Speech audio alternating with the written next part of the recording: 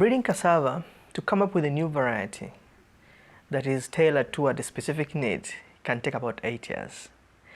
And during these 8 years, we are trying to identify what variety can withstand the harsh condition in the environment, a variety that is stable in terms of production, and a variety that will meet specific needs. Now, the 8 years is a long time.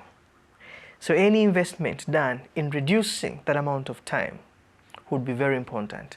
Well, the first thing is that cassava is clonally propagated. That means you take stem pieces of the mature cassava plant and you plant it for the next generation. So farmers plant the same thing year after year after year. But to do breeding, you have to go through botanical seed. You actually have to use flowers to make pollinations to produce seeds where you have new variation to select new varieties.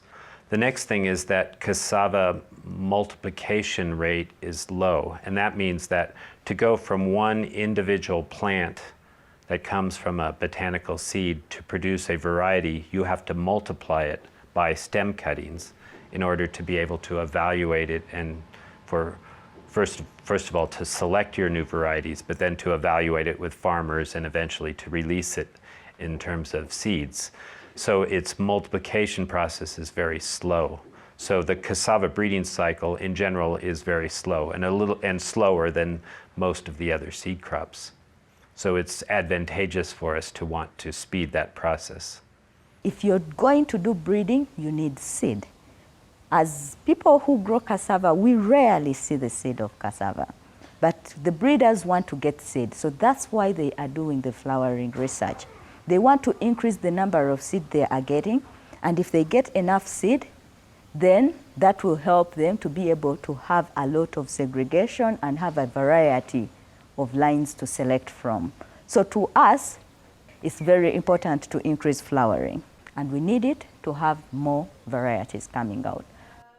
The most important component of the whole project is to test genomic selection, which is a process of using DNA markers and relating them to the characteristics of the agricultural characteristics of the plants, and then being able to select based on the DNA characteristics of seedlings. And that allows us to make predictions about the performance of new varieties without having to grow them for many years in the field. Cassava takes more than 1 year to get the fruit. If they can do genomic selection, they can shorten the period before you determine whether the trait you're interested in is in the crop or not. So that's why we do both the flowering and the genomic selection work.